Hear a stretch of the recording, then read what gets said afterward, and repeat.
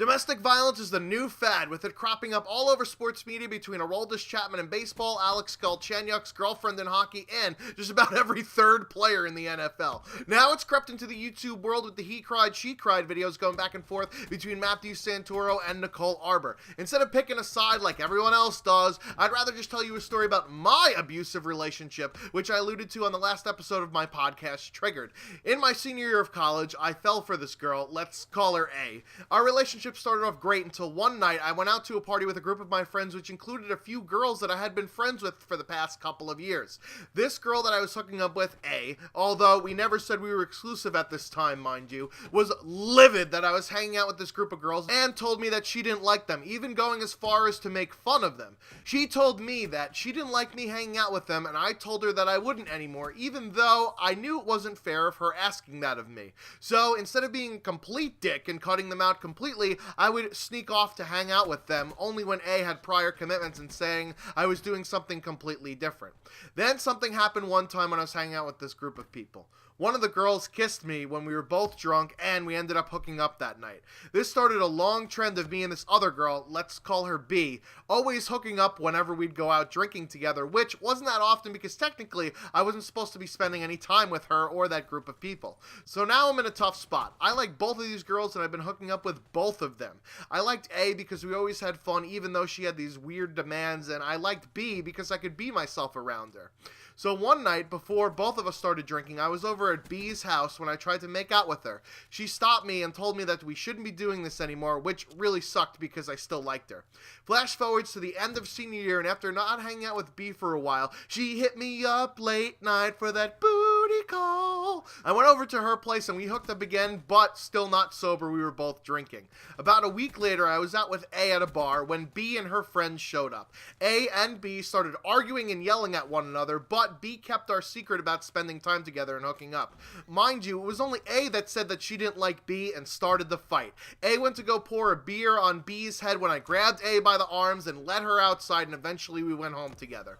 The next day, A and B both told me the same thing. You gotta pick one of us, more or less. Now, let me set the decision for you. I was going to stay at college for a 5th year in order to get my master's degree, and A was also staying an extra year to get an additional major on her degree. B was a teacher. In order to fulfill her student teaching requirement, she was going to move to Hawaii for a year because that's one of the programs that my college had for education majors. Not only that, but I didn't know anyone else that was staying an extra year, so I needed to find roommates to live with, and since A was definitely staying, I knew that I could move in with her and help split rent costs. Plus, me and B never really hooked up when we were sober, so I'm not even really sure she liked me in the same way I liked her, because we never talked about it other than the one time I was shot down like a Malaysian airliner. So I chose to stay with A because I still really liked her, and she was a lot of fun in spite of the fact that she made those previous demands of me. I didn't talk to B for a very long time after that, and A and I were officially boyfriend-girlfriend at this time right before graduation. Next year of college we moved in together. I had to get a job in order to pay rent, but she came from a wealthy background, which no doubt caused a rift between us. She didn't have to work while going to school because her parents basically paid for everything. Since she didn't have many friends in the area, she always wanted me to spend time with her whenever I could, at an extreme cost sometimes. I'll admit, spending time with her was great when things were going well, but it came at the expense of my schoolwork, of which I wasn't doing great the first semester in these tougher classes for my master's degree, spending time with little friends that I actually did have in the area, and she even made me lose a job, which I'll get into in a little bit. Thanksgiving break, she demanded that I spend it at her house with her family, of which I didn't really want to because, one, I had assumed that we'd go to our own separate families, and two, I had to go back to work shortly there afterwards. She lived 4.5 hours away from college, whereas I lived only 2. She would use language like, if you really cared about me, you'd want to spend time with me and my family in order to guilt me into doing things that I didn't really want to do. She was very manipulative, and I ended up going with her for Thanksgiving and calling out sick of work the Saturday and Sunday after because it was a 4.5 fucking hour drive back, and my job didn't really like that, but I had never missed a day of work for the previous 3 months, so they cut me some slack. My family really didn't mind this decision as long as I was spending the holidays with somebody. Next was winter break, of which she pulled the same stunt again. Do you care about me, or do you care about that crappy job you have? Since her mind was so warped and she couldn't understand that I needed this job in order to pay rent, unlike her spoiled ass, this was a huge blowout fight. So I was basically stuck in a spot with her where we lived together, and I couldn't go get a new apartment because I couldn't afford to break the lease, and I stuck my tail between my legs and ended up getting fired from that job because I didn't show up and instead was 4.5 hours away at her place. I had to find a brand new job when I got back in the new year so I could support myself. She would always make me feel like a piece of shit, that I wanted to spend time with other friends instead of always being with her. Whenever she had a class and I was free, I would go over to a friend's house or just sit there and break down thinking, did I make the right decision in choosing A over B? Had I known what this would be like, would I have done it differently? I thought about B all the time. I was exhausted too, because I was working 30 hours a week doing at least 15 hours worth of class time, not to mention all the time I spent with groups in my class doing our software projects for finals, which didn't include the class time.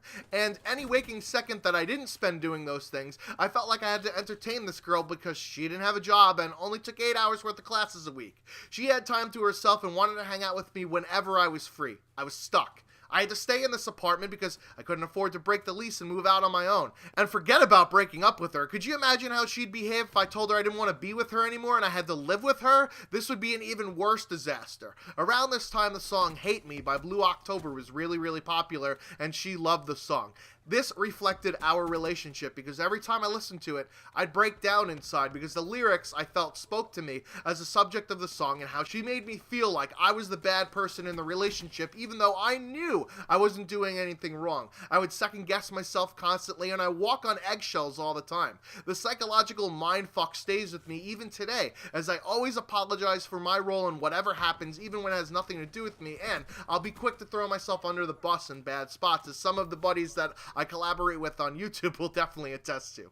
I held my head above water for a few months, but then came the straw that broke the camel's back. We both liked hockey, but different teams. She liked the Buffalo Sabres since she was from that area, and I liked the Rangers since I grew up with them. They met in the playoffs this particular year, which is in the May time frame, right around when school was ending. So this one night, we were out at a bar watching the game and the Sabres had lost. Not the series, which they ended up winning, mind you, just one game. She got really drunk and very angry because I was a Rangers fan, and apparently it was my fault that the Rangers won the game. When we got home from the bar, she proceeded to yell at me, and she even hit me, which I grabbed onto her wrist to prevent her from hitting me again, and I grabbed my keys to get in the car and take a drive away from this madness.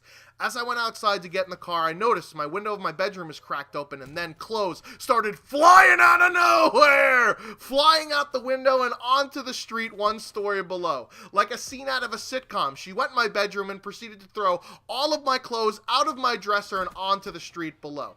Instead of taking a drive, I waited for her to finish with this fucking charade before picking up all of my clothes and then driving to the nearest laundromat to clean all of the dirt off of them from getting them thrown onto the ground outside.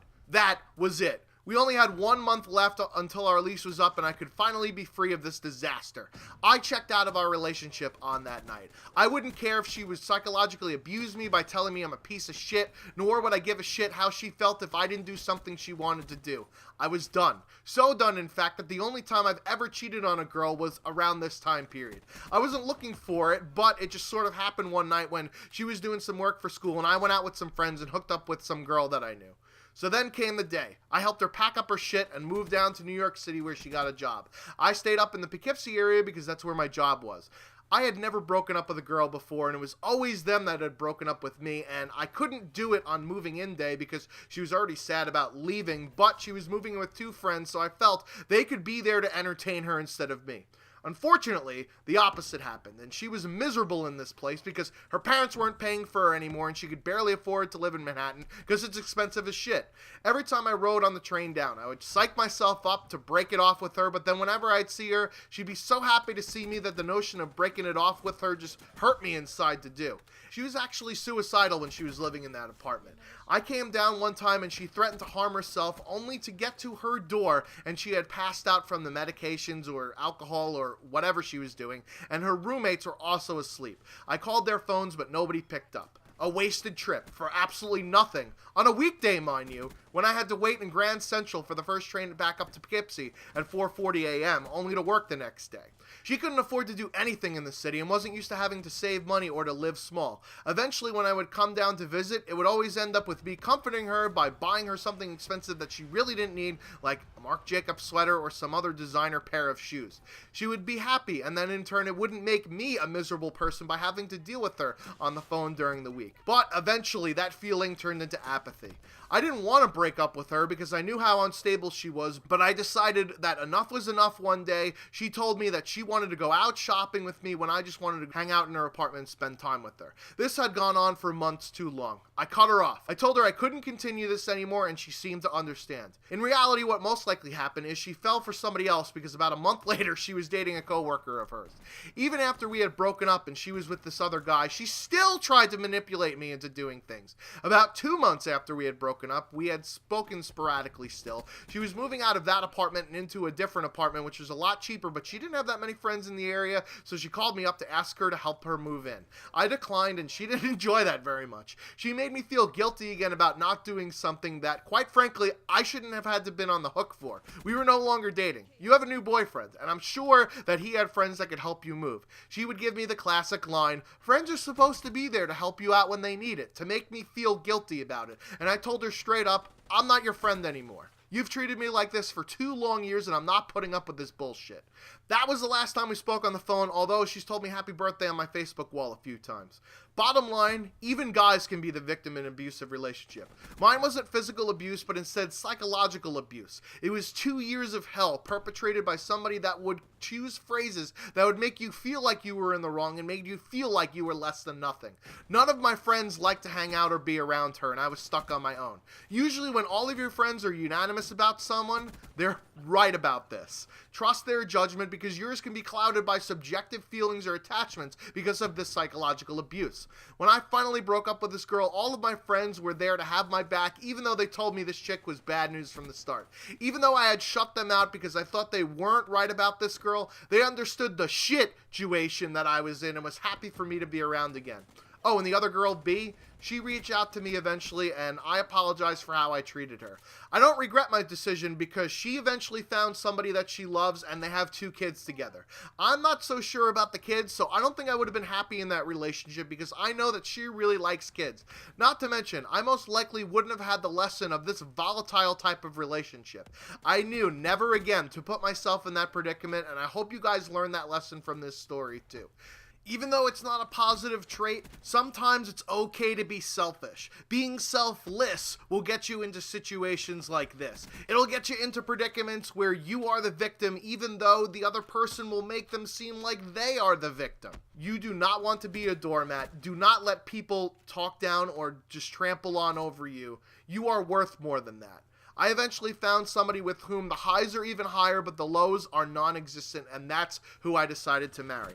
Have you guys ever been with a girl or a guy like this? If so, it's not too late to reach out to your friends for help. They will be there for you no matter what the situation is that you got yourself into. I felt trapped because I didn't take the initiative to contact my friends because I thought they all abandoned me after I stayed with this girl because I didn't take their advice. But that's really not the case. Friends will be there for you and they'll be able to help. And remember, it is not your responsibility to take care of somebody who is abusive towards you. That should be somebody else's problem. I've been the Shwantz 27, making like a fetus and heading out. Until next time.